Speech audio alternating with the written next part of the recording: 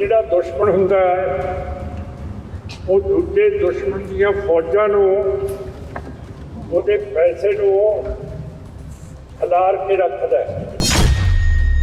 ਹਿੰਦੂਤਵਾ ਦੇ ਰਾਜ ਦੇ ਵਿੱਚ ਅੱਜ ਫੌਜਾਂ ਅਸਾਮ ਦੇ ਵਿੱਚ ਲੱਗੀਆਂ, ਨਾਗਾਲੈਂਡ ਦੇ ਵਿੱਚ ਲੱਗੀਆਂ, ਛੱਤੀਸਗੜ੍ਹ ਦੇ ਵਿੱਚ ਲੱਗੀਆਂ, ਬਿਹਾਰ ਦੇ ਵਿੱਚ ਲੱਗੀਆਂ, ਉੜੀਸਾ ਦੇ ਵਿੱਚ ਲੱਗੀਆਂ, ਮਹਾਰਾਸ਼ਟਰ ਦੇ ਵਿੱਚ ਲੱਗੀਆਂ। ਜਿਹਦੇ ਖਿਲਾਫ ਆਪਣੇ ਲੋਕਾਂ ਦੇ ਖਿਲਾਫ ਆਪਣੇ ਸੱਜੇ ਬੰਨੇ ਮੇਰੇ ਫੇਰ ਸਾਡੀ ਫੌਜ ਲੱਗੀ ਹੋਈ ਹੈ। ਖਤਰਾ ਪਾਕਿਸਤਾਨ ਤੇ ਚੀਨ ਤੋਂ ਹੈ। ਤੇ ਆ ਬਸਤਰਬੰਦ ਗੱਡੀਆਂ ਦਾ ਮੂੰਹ ਸਾਡੇ ਵੱਲ ਕੀਤਾ ਹੋਇਆ, ਉਹ ਦੇਖੋ ਮਸ਼ੀਨ ਗਨ ਸਾਡੇ ਵੱਲ ਕੀਤੀ ਹੋਈ ਹੈ। ਹੁਣ ਅਸੀਂ ਇੱਥੇ ਕੋਈ ਲੜਾਈ ਲੜਨ ਆਏ ਹੈ? ਸਾਡੇ ਕੋਲੇ ਕੋਈ ਖਾਲਿਸਤਾਨ ਹੈ? ਸਾਡੇ ਕੋਲੇ ਕੋਈ ਆਜ਼ਾਦੀ ਹੈ ਜਿਹਦੀ ਫੌਜ ਹੋਵੇ? ਕਸ਼ਮੀਰ ਬੜਾ ਵਧੀਆ ਚੱਲ ਰਿਹਾ ਸੀ, 370 ਰਾਤੀ 35 ਏ ਰਾਤੀ ਇੱਕ ਇਹੋ ਜਿਹਾ ਜਾਬਰ ਕਾਨੂੰਨ ਐਕਸਪਾ ਲਾਤਾ, ਫੌਜ ਨੂੰ ਪਾਬੰਦ ਦੇ ਦਿੱਤੀ, ਤੁਹਾਨੂੰ ਮੈਨੂੰ ਕਿਸੇ ਨੂੰ ਵੀ ਗੋਲੀ ਮਾਰ ਕੇ ਮਾਰ ਸਕਦੀ ਹੈ, ਕਿਸੇ ਬੀਬੀ ਨੂੰ ਬੇਪਤ ਕਰ ਸਕਦੀ ਹੈ, ਕਿਸੇ ਨੇ 3-3 ਸਾਲ ਆਪਣੇ ਕਮਰੇ ਦੇ ਵਿੱਚ ਰੱਖ ਸਕਦੀ ਹੈ। ਫੌਜ ਦੇ ਉੱਤੇ ਕੋਈ FIR ਨਹੀਂ ਹੋ ਸਕਦੀ, ਕੋਈ ਕਾਨੂੰਨ ਨਹੀਂ ਲੱਗ ਸਕਦਾ। 1849 ਦੇ ਵਿੱਚ ਸਿੱਖ ਰਾਜ ਸਮਾਪਤ ਹੋ ਗਿਆ, ਅੰਗਰੇਜ਼ਾਂ ਨੇ ਕਬਜ਼ਾ ਕਰ ਲਿਆ। ਕਸ਼ਮੀਰ ਤੇ ਲਦਾਖ ਜਿਹੜਾ ਲਾਹੌਰ ਦਰਬਾਰ ਸਿੱਖਾਂ ਨੇ 1834 ਦੇ ਵਿੱਚ ਫਤਿਹ ਕੀਤਾ ਸੀ, ਲਦਾਖ, ਇਹ ਸਾਰਾ ਅੰਗਰੇਜ਼ਾਂ ਦੇ ਕੋਲੇ ਆ ਗਿਆ। ਉਸ ਤੋਂ ਬਾਅਦ ਇਹ ਦੋਨੋਂ ਸੂਬੇ ਟੁੱਟੇ ਨਹੀਂ ਹੈ, ਇਹ ਜਿਉਂ ਦੇ ਤਿਉਂ 1947 ਦੇ ਵਿੱਚ ਅੰਗਰੇਜ਼ਾਂ ਨੇ ਇੰਡੀਆ ਨੂੰ 2 ਹਿੱਸਿਆਂ ਦੇ ਵਿੱਚ ਵੰਡਤਾ। ਇੱਕ ਹਿੱਸਾ ਪਾਕਿਸਤਾਨ ਮੁਸਲਮਾਨ ਨੂੰ ਦੇਤਾ, ਦੂਜਾ ਹਿੱਸਾ ਹਿੰਦੂ ਨੂੰ ਇੰਡੀਆ ਨੂੰ ਦੇਤਾ। 1947 ਦੇ ਵਿੱਚ ਲਦਾਖ ਤੇ ਕਸ਼ਮੀਰ ਹਿੰਦੂਤਵਾ ਦੇ ਰਾਜ ਦੇ ਵਿੱਚ ਆ ਗਿਆ, ਪਰ ਜਿਹੜਾ ਸਿੱਖ ਰਾਜ ਨੇ ਇਹ ਸਾਰਾ ਸਬੂਤਾ ਅੰਗਰੇਜ਼ਾਂ ਨੂੰ ਦਿੱਤਾ ਸੀ।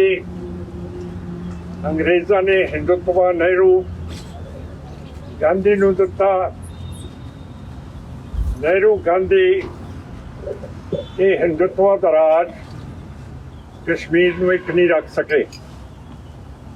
ਬਹੁਤ ਸਾਰਾ ਇਲਾਕਾ ਪਾਕਿਸਤਾਨ ਨੂੰ ਦੇ ਦਿੱਤਾ, ਇੱਕ ਹਿੱਸਾ ਚੀਨ ਨੂੰ ਦੇ ਦਿੱਤਾ। ਲਦਾਖ ਜੋ ਫਤਿਹ ਕੀਤਾ ਸੀ ਸਿੱਖ ਹਕੂਮਤ ਨੇ 1962 ਦੇ ਵਿੱਚ, ਨਹਿਰੂ ਤੇ ਹਿੰਦੂਤਵਾ ਦੀ ਹਕੂਮਤ ਨੇ 40,000 ਸਕੁਆਇਰ ਕਿਲੋਮੀਟਰ ਲਦਾਖ ਦੇ ਚੀਨ ਨੂੰ ਦੇ ਦਿੱਤੇ। 2020 ਦੇ ਵਿੱਚ ਜਿਹੜੇ ਮੋਦੀ ਸਾਹਿਬ ਦੇ ਸਾਰੇ ਹੁਣ ਪੂਛ ਚੱਕਦੇ ਆ, ਮੇਰੇ ਭਰਾ ਕਥੂਆ ਦੇ ਵਕੀਲ, 2020 ਦੇ ਵਿੱਚ 1000 ਸਕੁਆਇਰ ਕਿਲੋਮੀਟਰ ਤੋਂ ਜ਼ਿਆਦਾ ਚੀਨ ਨੂੰ ਫੇਰ ਫਤਿਹ ਕਰਤਾ। ਜਿਹੜਾ ਦੁਸ਼ਮਣ ਹੁੰਦਾ ਹੈ ਉਹ ਦੂਜੇ ਮੁਲਕ ਨੂੰ ਕਦੇ ਟਿਕਣ ਨਹੀਂ ਦਿੰਦਾ। ਸਾਡੇ ਹਿੰਦੂ ਭਰਾ ਨੇ ਇਤਿਹਾਸ ਦੇ ਵਿੱਚ ਕਦੇ ਰਾਜ ਨਹੀਂ ਕੀਤਾ ਹੈ। ਮਾਫ ਕਰਨਾ ਜੇ ਤੁਹਾਨੂੰ ਬੁਰਾ ਲੱਗੇ। ਸਵਾਈ ਜ਼ਿਕਰ ਆਉਂਦਾ ਹੈ ਯੋਧਿਆ ਦਾ, ਜਿੱਥੇ ਰਾਜਾ ਦਸ਼ਰਥ ਨੇ ਰਾਜ ਕੀਤਾ।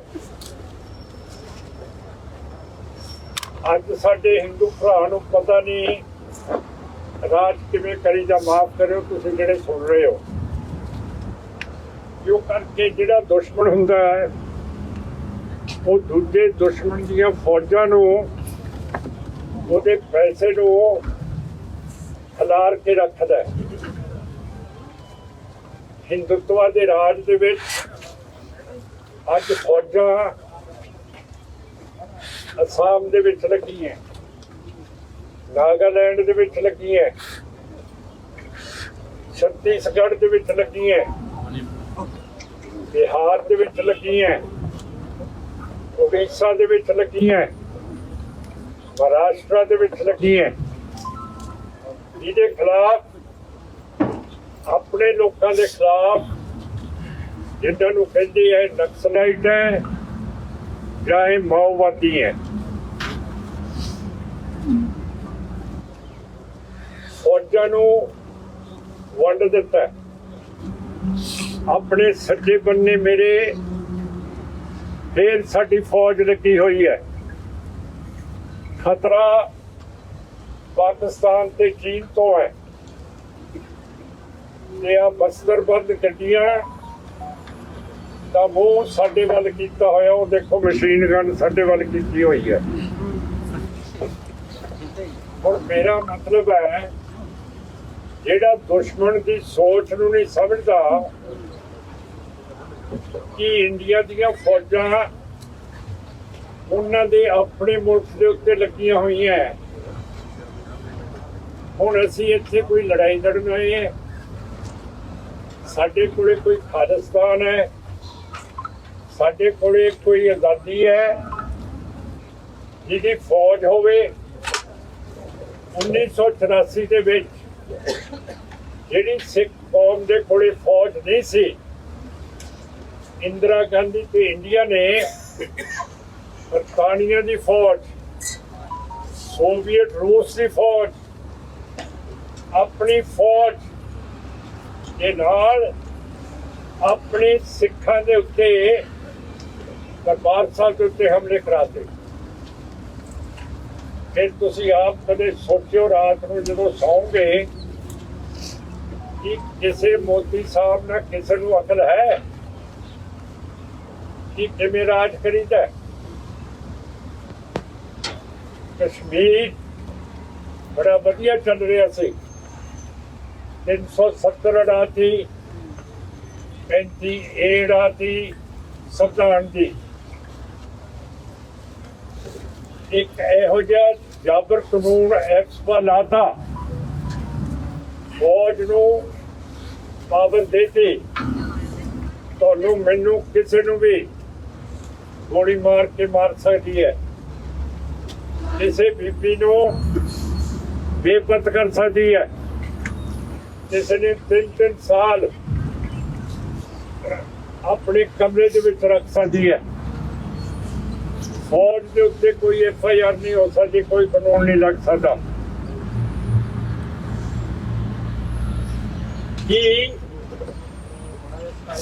ਜਿਹੜੇ ਇਸ ਮੁਲਕ ਨੂੰ ਚਲਾ ਰਹੇ ਹੈ, ਉਹਨਾਂ ਨੂੰ ਪਤਾ ਨਹੀਂ ਹੈ ਕਿ ਇਹੋ ਜਿਹਾ ਗੈਰ ਕਾਨੂੰਨੀ ਕਾਨੂੰਨ ਕਸ਼ਮੀਰ ਜਾਂ ਹੋਰ ਕਿਤੇ ਨਹੀਂ ਲੱਗ ਸਕਦਾ, ਕਿਉਂ ਕਰਕੇ ਐਫਸਾ ਕਾਨੂੰਨ ਸੰਵਿਧਾਨ ਦੀ ਧਾਰਾ 21 ਦੇ ਖਿਲਾਫ ਹੈ। ਤੇ ਸੰਵਿਧਾਨ ਦੀ 21 ਧਾਰਾ ਸੰਵਿਧਾਨ ਦਾ ਬੁਨਿਆਦੀ ਇੱਕ ਹੱਕ ਹੈ। ਕੀ ਕਹਿੰਦਾ ਹੈ ਕਿ ਕੋਈ ਵੀ ਕਿਸੇ ਦੀ ਜਾਨ ਤੇ ਕਿਸੇ ਦੀ ਆਜ਼ਾਦੀ ਨਹੀਂ ਲੈ ਸਕਦਾ ਜਿੰਨਾ ਚਿਰ ਉਹ ਕਾਨੂੰਨ ਦੇ ਗੇੜੇ ਦੇ ਵਿੱਚੋਂ ਨਾ ਨਿਕਲੇ। ਇਹਦਾ ਮਤਲਬ ਹੈ ਪਹਿਲਾਂ FIR ਲਿਖੀ ਜਾਊਗੀ, ਫਿਰ ਥਾਣੇਦਾਰ ਤਫਤੀਸ਼ ਕਰੂਗਾ, ਅਦਾਲਤ ਦੇ ਵਿੱਚ ਚਲਾਨ ਦੇਊਗਾ, ਜੱਜ ਫੈਸਲਾ ਕਰੂਗਾ। ਜੇ ਕਿਸੇ ਸ਼ਹਿਰੀ ਨੂੰ ਜੱਜ ਦੇ ਫੈਸਲੇ ਦੇ ਖਿਲਾਫ ਦਿਖਦਾ ਹੋਵੇ ਉਹ ਹਾਈ ਕੋਰਟ 'ਚ ਜਾਊਗਾ। ਜਿਹੜੇ ਕਿਸੇ ਨੂੰ ਹਾਈ ਕੋਰਟ ਤੇ ਵਿਸ਼ਵਾਸ ਨਾ ਹੋਏ ਉਹ ਸੁਪਰੀਮ ਕੋਰਟ ਤੇ ਜਾਊਗਾ। ਜੇ ਕਿਸੇ ਨੂੰ ਸੁਪਰੀਮ ਕੋਰਟ ਤੇ ਵਿਸ਼ਵਾਸ ਨਾ ਹੋਵੇ ਉਹ ਪ੍ਰੈਜ਼ੀਡੈਂਟ ਆਫ ਇੰਡੀਆ ਦੇ ਕੋਲੇ ਜਾਊਗਾ। ਇਹ ਕਾਨੂੰਨ ਹੈ ਤੇ ਹਾਈ ਕੋਰਟ ਸਾਡੀ ਤੇ ਸੁਪਰੀਮ ਕੋਰਟ ਸਾਡੇ ਸੰਵਿਧਾਨ ਦੀ ਰਖਵਾਲੀ ਹੈ, ਚੌਕੀਦਾਰ ਹੈ। ਕਿ ਦੋਨਾਂ ਹਾਈ ਕੋਰਟ ਤੇ ਸੁਪਰੀਮ ਕੋਰਟ ਨੂੰ ਨਹੀਂ ਪਤਾ ਲੱਗ ਰਿਹਾ ਕਿ ਸਿਰੋਂ ਸਿਰ ਬੁਨਿਆਦੀ ਹੱਕ ਲੋਕਾਂ ਦੇ ਇਹ ਹੁਕੂਮਤ ਮਾਰ ਰਹੀ ਹੈ। ਉਹ ਕਿਉਂ ਨਹੀਂ ਅਜੇ ਤੱਕ ਸਰਕਾਰ ਦੀ ਪੇਸ਼ੀ ਮੰਗਦੇ ਕਿ ਤੁਸੀਂ ਗੈਰ ਕਾਨੂੰਨੀ ਗੈਰ ਸੰਵਿਧਾਨਕ ਤਰੀਕੇ ਦੇ ਨਾਲ ਫੌਜ ਨੂੰ ਇਹੋ ਜਿਹੀ ਤਾਕਤ ਦਿੱਤੀ ਹੈ ਜਿਹੜੀ ਸੰਵਿਧਾਨ ਦੇ ਬੁਨਿਆਦੀ ਕਾਨੂੰਨ ਦੇ ਖਿਲਾਫ ਹੈ। ਬਰਤਾਨੀਆ ਕੋਈ 20 ਸਾਲ ਹੋਏ ਹੈ ਅਰਬ ਦੇ ਮੁਲਕ ਇਰਾਕ ਦੇ ਵਿੱਚ ਅਮਰੀਕਾ ਦੇ ਨਾਲ ਜਾ ਕੇ ਜੰਗ ਦੇ ਵਿੱਚ ਜੁੜਿਆ, ਪਰ ਬਰਤਾਨੀਆ ਦਾ ਜਿਹੜਾ ਮੁੱਖ ਜਰਨੈਲ ਸੀ ਉਸ ਨੇ ਆਪਣੇ ਪ੍ਰਾਈਮ ਮਿਨਿਸਟਰ ਬਲੇਅਰ ਨੂੰ ਪੁੱਛਿਆ ਕਿ ਜੇ ਤਾਂ ਇਹ ਜਾਇਜ਼ ਹੈ ਤੇਰਾ ਹੁਕਮ ਕਿ ਬਰਤਾਨੀਆ ਦੀਆਂ ਫੌਜਾਂ ਇਰਾਕ ਦੇ ਵਿੱਚ ਜਾ ਕੇ ਲੜਨ ਤਾਂ ਅਸੀਂ ਜਾਵਾਂਗੇ। ਕੱਲ ਨੂੰ ਐ ਨਾ ਹੋਵੇ ਕਿ ਸਾਡੇ ਉੱਤੇ ਜੰਗ ਦੇ ਜੁਰਮ ਦੇ ਇਲਜ਼ਾਮ ਲੱਗ ਜਾਣ, ਅਸੀਂ ਜੰਗੀ ਮੁਲਜ਼ਮ ਬਣ ਕੇ ਇੰਟਰਨੈਸ਼ਨਲ ਅਦਾਲਤ ਦੇ ਅੱਗੇ ਖੜੇ ਹੋਈਏ। ਪ੍ਰਾਈਮ ਮਿਨਿਸਟਰ ਬਲੇਅਰ ਨੂੰ ਜਰਨੈਲ ਨੂੰ ਲਿਖ ਕੇ ਦੇਣਾ ਪਿਆ ਕਿ ਨਹੀਂ ਸਾਡਾ ਜੰਗ ਜਾਇਜ਼ ਹੋਊਗਾ ਤੇ ਫੌਜਾਂ ਜਾ ਸਕਦੀਆਂ। ਫਿਰ ਜਾ ਕੇ ਬਰਤਾਨੀਆ ਦੇ ਜੱਜ ਨੇ ਫੌਜਾਂ ਨੂੰ ਇਰਾਕ ਦੇ ਵਿੱਚ ਭੇਜਿਆ ਬਰਤਾਨੀਆ ਦੀ ਨੂੰ। ਇਹ ਸਾਰੀਆਂ ਚੀਜ਼ਾਂ ਜੋ ਫੌਜ ਇੱਥੇ ਕਰ ਰਹੀ ਹੈ, ਜੋ ਪੰਜਾਬ ਦੇ ਵਿੱਚ ਕੀਤਾ, ਇਹਦੇ ਸਰਦਾਰੋ ਮੀਓ ਸਾਰੇ ਭਾਈਓ ਇਹਦੀ ਅਦਾਲਤ ਹੋਊਗੀ। ਜੰਗੀ ਜੁਰਮ ਕਰਨ ਦੇ ਇਲਜ਼ਾਮ ਲੱਗਣਗੇ ਤੇ ਫਿਰ ਫੌਜ ਗਵਰਨਰਾਂ ਨੂੰ, ਚੀਫ ਮਿਨਿਸਟਰਾਂ ਨੂੰ, ਪ੍ਰਾਈਮ ਮਿਨਿਸਟਰਾਂ ਨੂੰ ਮੁਲਜ਼ਮ ਬਣਾ ਕੇ ਉਸ ਅਦਾਲਤ ਦੇ ਵਿੱਚ ਖੜਾ ਹੋਣਾ ਪਊਗਾ। ਮੈਂ ਐਵੇਂ ਨਹੀਂ ਬੋਲ ਰਿਹਾ। 1945 ਦੇ ਵਿੱਚ ਜਰਮਨ ਦੀ ਫੌਜ ਹਾਰ ਗਈ ਸੀ। ਜਰਮਨਾਂ ਨੇ ਯਹੂਦੀਆਂ ਦੇ ਉੱਤੇ ਬਹੁਤ ਜ਼ਿਆਦਾ ਜੁਰਮ ਕੀਤਾ ਸੀ। 60 ਲੱਖ ਯਹੂਦੀ ਗੈਸ ਚੈਂਬਰਾਂ ਦੇ ਵਿੱਚ ਸਿੱਟ ਕੇ ਫੂਕਦੇ ਸੀ।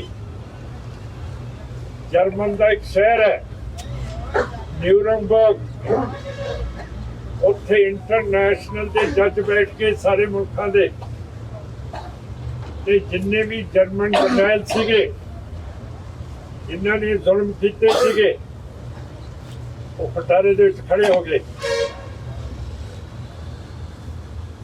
ਜਿਨ੍ਹਾਂ ਨੇ ਜ਼ਬਰ ਕੀਤਾ ਸੀ ਜ਼ੁਲਮ ਕੀਤੇ ਸੀ ਉਹ ਜਰਨੈਲਾਂ ਨੇ ਕਿਹਾ ਅਸੀਂ ਹਕੂਮਤ ਦਾ ਹੁਕਮ ਮੰਨ ਕੇ ਇਹੋ ਜਿਹਾ ਕੀਤਾ। ਪਰ ਇੰਟਰਨੈਸ਼ਨਲ ਅਦਾਲਤ ਨੇ ਨਿਊਰਨਬਰਗ 'ਚ ਕਹਿਤਾ ਕਿ ਤੁਸੀਂ ਗੈਰ ਮਨੁੱਖੀ ਉੱਪਰੋਂ ਹੁਕਮ ਨਹੀਂ ਮੰਨ ਸਕਦੇ ਹੈਗੇ, ਤੁਸੀਂ ਜੁਰਮ ਕੀਤੇ ਹੈ। ਭਾਈਓ ਸਾਰੇ ਵੱਡੇ ਵੱਡੇ ਜਰਨੈਲ, ਵੱਡੇ ਵੱਡੇ ਸਿਆਸਤਦਾਨ, ਉਹਨਾਂ ਨੂੰ ਫਾਇਆ ਲੱਗਿਆ ਸੀ। ਵਾਰ ਕ੍ਰਾਈਮਸ, ਜੰਗ ਦੇ ਉਹਨਾਂ ਨੇ ਜੁਰਮ ਕੀਤੇ ਸੀਗੇ। ਇਹ ਛੋਟੀ ਗੱਲ ਨਹੀਂ ਹੈ ਜੋ ਕੁਛ ਇੱਥੇ ਹੋ ਰਿਹਾ। ਇਹ ਸਾਰੇ ਟਰੱਕ, ਅਸਤਰਬੰਦ ਗੱਡੀਆਂ, ਉਹ ਮਸ਼ੀਨ ਗਨ ਲਦਾਖ ਦੇ ਵਿੱਚ ਹੋਣੀ ਚਾਹੀਦੀ ਹੈ ਜਿੱਥੇ ਚੀਨੀਆਂ ਨੇ ਕਬਜ਼ਾ ਕੀਤਾ। ਇਹ ਜੰਗੀ ਜੁਰਮ ਹੈ ਜਿਹਦੀਆਂ ਤਸਵੀਰਾਂ ਇੰਟਰਨੈਸ਼ਨਲ ਪੱਧਰ ਤੇ ਚਲੀਆਂ ਗਈਆਂ। ਇਹਦੀ ਇਨਕੁਆਇਰੀ ਲਾਜ਼ਮੀ ਹੋਊਗੀ। ਸਾਡੇ ਡੀਸੀ ਨੇ ਕਿਹਾ ਕਿ ਇੱਥੇ ਐਮਰਜੈਂਸੀ ਲੱਗੀ ਹੋਈ ਹੈ ਲਿਖਤੀ ਤੌਰ ਤੇ।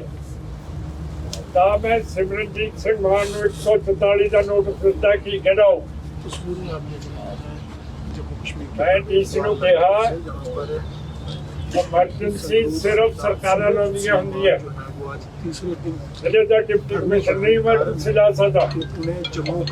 ਇੰਦਰਾ ਗਾਂਧੀ ਨੇ ਲਾਈ ਸੀ ਐਮਰਜੈਂਸੀ ਸਾਰੇ ਦੇਸ਼ ਤੇ। ਫਿਰ ਡੀਸੀ ਕਹਿੰਦਾ ਮੈਨੂੰ ਸਿਕਿਉਰਿਟੀ ਏਜੰਸੀਆਂ ਦਾ ਹੁਕਮ ਹੋਇਆ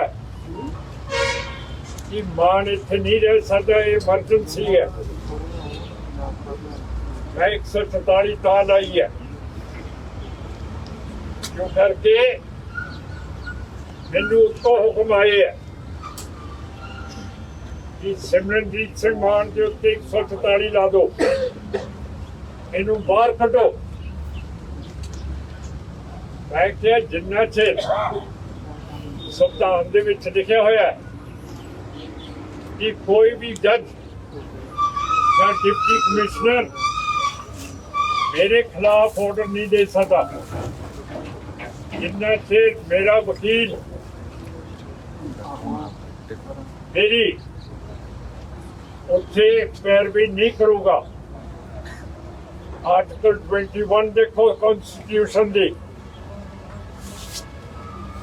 ਬਗੈਰ ਮੇਰੇ ਵਕੀਲ ਤੋਂ ਤੁਸੀਂ ਨਜਾਇਜ਼ ਆਰਡਰ ਪਾਸ ਕੀਤਾ।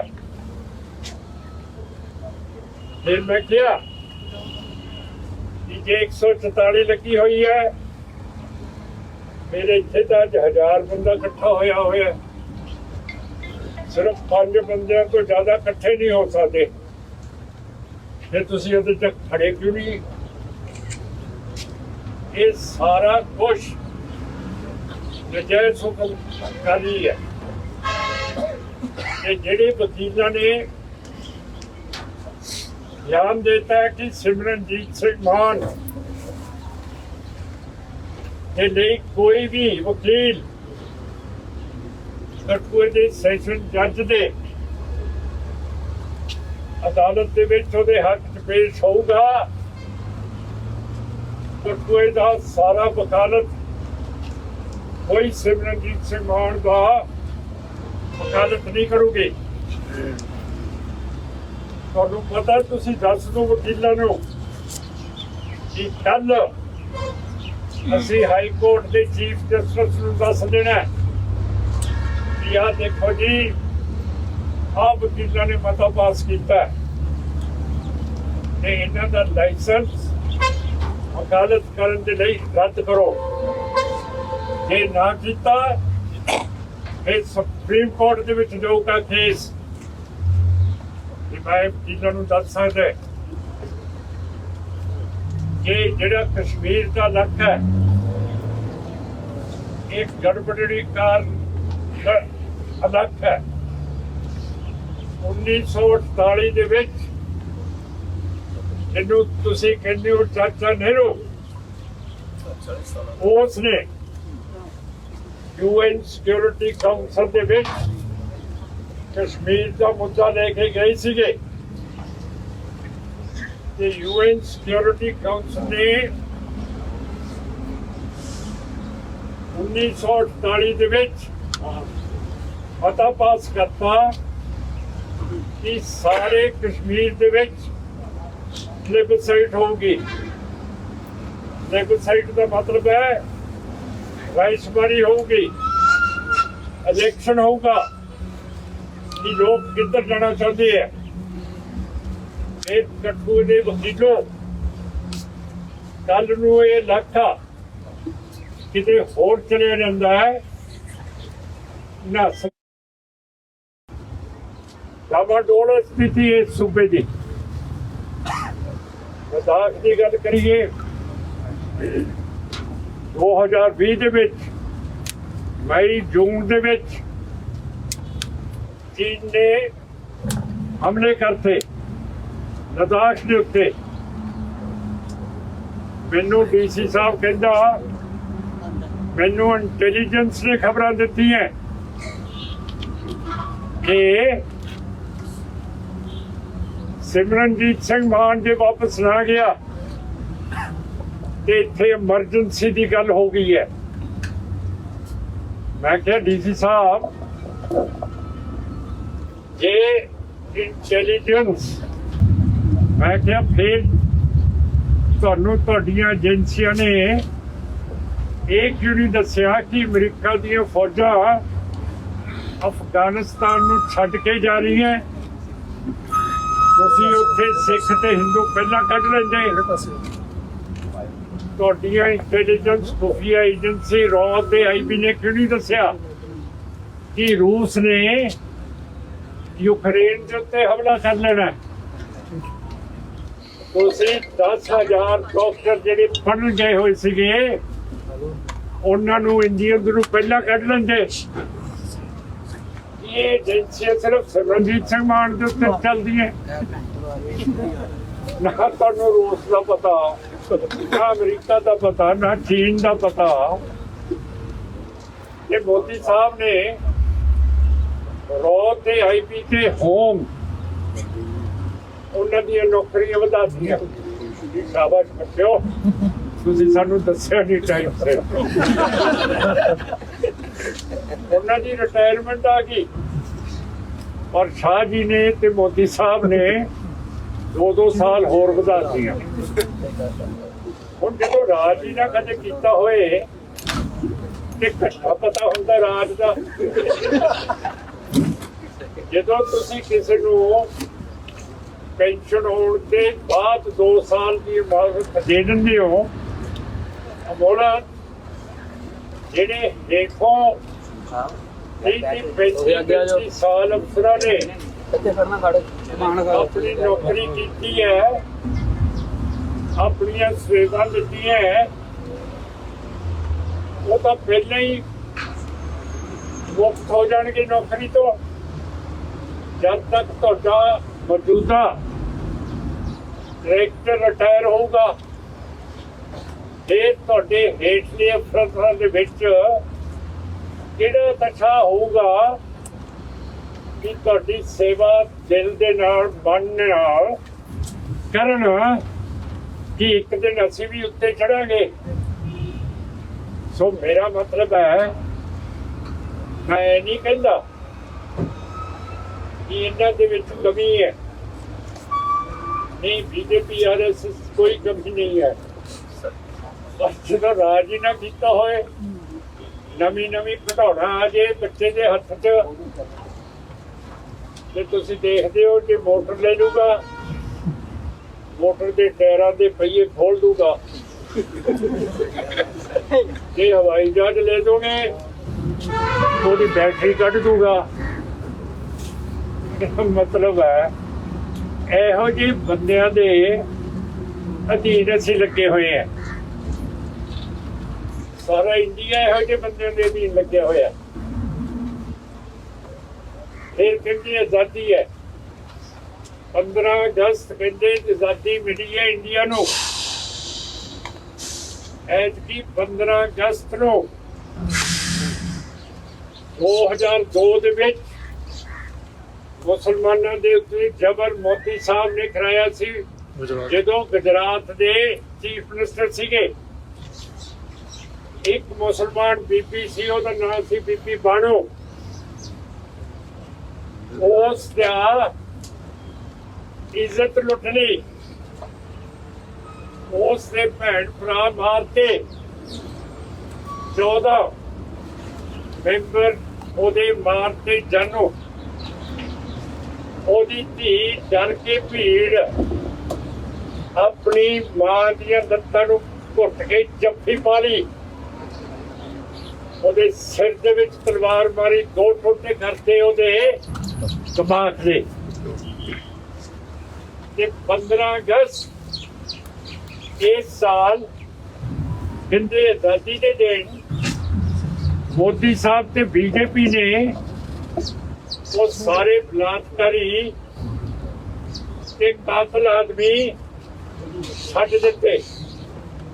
ਉਹ ਹੁਣ ਬੀਬੀ ਬਾਣੋ ਦੇ ਗਵੰਡੀ ਹੈ। ਜੇ ਅਸੀਂ ਰਾਜੋਵਾੜੇ ਦੀ ਗੱਲ ਕੀਤੀ ਹੈ, ਸਿੱਖ ਜਿਹੜੇ 25 6 ਸਾਲ 26 ਸਾਲਾਂ ਤੋਂ ਜੇਲ੍ਹਾਂ ਦੇ ਵਿੱਚ ਡੱਕੇ ਹੋਏ ਹੈ। ਸੁਪਰੀਮ ਕੋਰਟ ਨੇ ਮੋਦੀ ਸਰਕਾਰ ਨੂੰ ਪੁੱਛਿਆ ਕਿ ਇਹਨਾਂ ਦੀ ਰਿਹਾਈ ਕਰ ਦਈਏ। ਬੀਜੇਪੀ ਆਰਐਸਐਸ ਸਰਕਾਰ ਨੇ ਕਿਹਾ ਕਿ ਪੰਜਾਬ ਬਾਰਡਰ ਦਾ ਸੂਬਾ ਹੈ, ਜੇ ਇਹਨਾਂ ਨੂੰ ਛੱਡਤਾ ਤੇ ਇੰਡੀਆ ਨੂੰ ਖਤਰਾ ਪੈ ਜਾਊਗਾ। ਪਰ ਮੋਦੀ ਸਾਹਿਬ ਤੇ ਸੁਪਰੀਮ ਕੋਰਟ ਦੇ ਜੱਜੋਂ ਜਦੋਂ ਬੀਬੀ ਬਾਣੋ ਦੇ ਕਾਤਲ ਤੇ ਜਬਰ ਜਨਾਹ ਵਾਲੇ ਛੱਡੇ ਹੈ, ਗੁਜਰਾਤ ਬਾਰਡਰ ਦਾ ਸੂਬਾ ਨਹੀਂ ਸੀ, ਉੱਥੇ ਪਾਕਿਸਤਾਨ ਫਤਿਹ ਕਰਕੇ ਹੋਰ ਸੂਬਾ ਉਹਦਾ ਅੱਗੇ ਬਣਾ ਲਿਆ ਤੁਸੀਂ, ਉੱਥੇ ਨਹੀਂ ਸੀ। ਰਾਜੀਵ ਗਾਂਧੀ ਦੇ ਕਾਤਲ ਤਮਿਲਨਾਡੂ ਛੱਡਤੇ, ਪਰ ਪੰਜਾਬ ਦਾ ਬਾਰਡਰ ਹੈ, ਇਸ ਕਰਕੇ ਸਿੱਖਾਂ ਨੂੰ ਨਹੀਂ ਛੱਡਣਾ। ਮੈਂ ਕਿਹਾ ਮੋਦੀ ਸਾਹਿਬ, ਤਮਿਲਨਾਡੂ ਨੂੰ ਸਮੁੰਦਰ ਲੱਗਦਾ, ਤੁਸੀਂ ਅਖਬਾਰਾਂ ਪੜ੍ਹੋ, ਹੁਣੇ ਹੁਣ ਚੀਨ ਦਾ ਇੱਕ ਵੱਡਾ ਜਹਾਜ਼ ਸਾਰਾ ਤਮਿਲਨਾਡੂ ਦੇ ਸਮੁੰਦਰ ਦੇ ਕੰਢੇ ਦੀਆਂ ਉੱਤੋਂ ਵੀ ਤੇ ਸਮੁੰਦਰ ਤੋਂ ਫੋਟੋਆਂ ਖਿੱਚ ਕੇ ਲੈ ਕੇ ਗਿਆ ਕਿ ਜੇ ਚੀਨ ਨੇ ਸਮੁੰਦਰ ਰਾਹੀਂ ਤਮਿਲਨਾਡੂ ਦੇ ਉੱਤੇ ਹਮਲਾ ਕਰਨਾ ਹੈ ਕਿ ਕਿਹੜੀ ਜਗ੍ਹਾ ਤੋਂ ਕਰਾਂਗੇ, ਕਿ ਫਿਰ ਪੰਜਾਬ ਦਾ ਹੀ ਸੂਬਾ ਇਹ ਬਾਰਡਰ ਦਾ ਜੀ, ਕਸ਼ਮੀਰ ਵੀ ਬਾਰਡਰ ਦਾ ਜੀ, ਇਸ ਕਰਕੇ ਅਸੀਂ ਆਹ ਲਾਤਾ ਹੈ, ਐਫਸਪਾ ਲਾਤਾ ਹੈ। ਹੁਣ ਮੈਂ ਤੁਹਾਨੂੰ ਸਾਰੀਆਂ ਗੱਲਾਂ ਦੱਸਦੀਆਂ ਕਿ ਇੱਥੇ ਅੱਜ ਕੀ ਹੋ ਰਿਹਾ ਹੈ।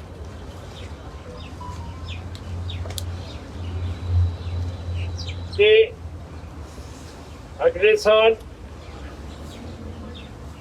ਫਿਰ ਜਿਵੇਂ MP ਬਣ ਗਿਆ, ਫਿਰ ਕੀ ਕਰੋਗੇ? ਜੇ ਮੈਨੂੰ ਲੱਗਿਆ ਪੰਜਾਬ ਤੋਂ ਨਹੀਂ ਬਣ ਸਕਦਾ, ਜੇ ਮੈਂ ਕਸ਼ਮੀਰ ਤੋਂ MP ਬਣ ਕੇ ਚਲੇ ਗਿਆ, ਫਿਰ ਮੋਦੀ ਸਾਹਿਬ ਕੀ ਕਰੇਗਾ?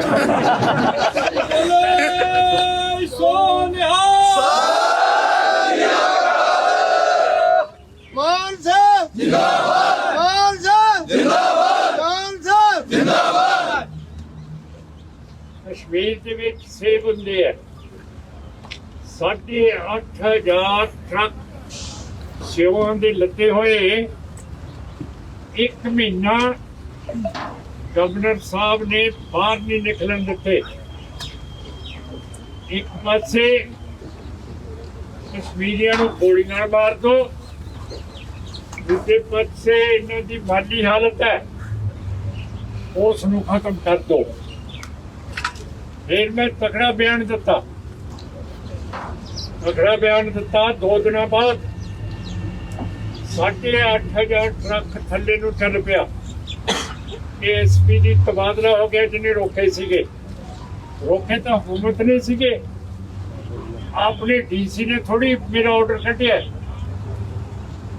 कटिया तो लेफ्टिनेंट गवर्नर साहब ने है। उन्होंने मैं चिट्ठी पाई है, कोई कानून दसो की कीता है कि जिहड़ा मैनूं इत्थे रोक लिया। जे मेरे खिलाफ कोई कानून होवे तो दस्सण। इत्थे रिपोर्टर आ जाती है जी सरकार के भेजे हुए, आपसे बहुत खतरा है, आप शायद अंडरग्राउंड लीडर से मिलेंगे। और मैं सारे का पता करना है, अंडरग्राउंड हो गए ओवरग्राउंड हो गए। मैं ठेका लिया हुआ, मेरे लिए सारे एक है। मैं सारे नाल गल अमन ता पऊगा जे मैं गल करूंगा। अमन ते चैन की बंस भी बोली जाती है। अमित शाह जी होम मिनिस्टर कहते 4-5 दिन परसों 2 गरीब प्रवासी मजदूर मारते, अज फिर एक शहर के विच कई मारते। ये मेरा मतलब है, मैं तो रोकन जा रही है, मैं तो गल करन जा रही है। उन्हें अपने शबीर शाह नूं ते मलक साहब नूं सारिਆਂ ਨੂੰ जेलों च दिता होया। अपने गलानी साहब वो बेचारे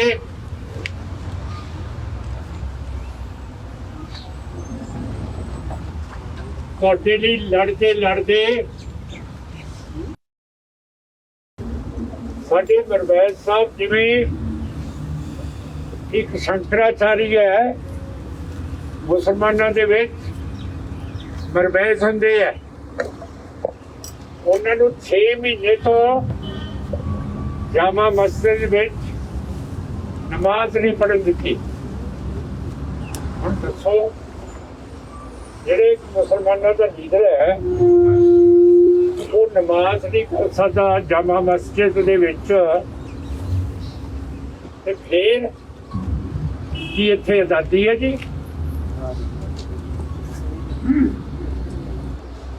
यासीन मलिक तिहाड़ की जेल च मेरे नाल फोटोआं खिचाइया, मैं उहदे घरे गया, कोई गल उन्हें नहीं की मार कटाई दी। शबीर शाह नूं मैं मिले, कदे उन्होंने मार कटाई की गल नहीं की, अमन की गल की है। सारे अंदर के बहुते मारते, किसी की गल नहीं सुननी, अपनी अपनी चलाई जानी है। मोदी साहब, लेफ्टिनेंट गवर्नर साहब, शाह जी, आप फौजां नूं लद्दाख भेजो। असीं इन्हां नूं कणक भेजांगे, चौल भी भेजांगे, पराली भी भेजांगे। जिहड़ी किसान अज फूक रहे है पराली, इन्हां दे बंकरां दे थल्ले विछोगी, जो करके सारे बंकर बर्फ के नाल कच्चे होणगे।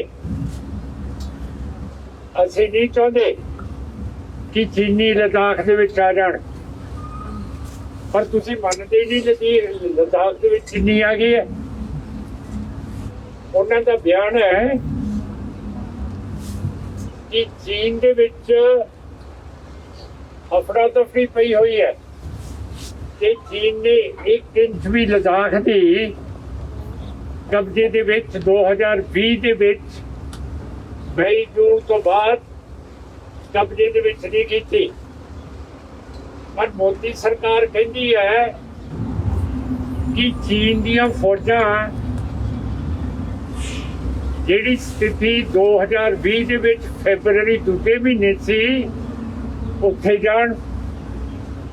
ਹੁਣ ਦੱਸੋ, ਇੱਕ ਪਾਸੇ ਤਾਂ ਕਹਿੰਦੀ ਹੈ ਚੀਨ ਨੇ ਹਮਲੇ ਨਹੀਂ ਕੀਤਾ, ਦੂਜੇ ਪਾਸੇ ਕਹਿੰਦੀ ਹੈ ਕਿ ਜੂਨ ਫੈਬਰੂਰੀ ਦੇ ਮਹੀਨੇ ਜਿਵੇਂ ਚੀਨ ਤੇ ਇੰਡੀਆ ਦੀ ਸਥਿਤੀ ਸੀ ਉਹ ਬਹਾਲ ਹੋਵੇ।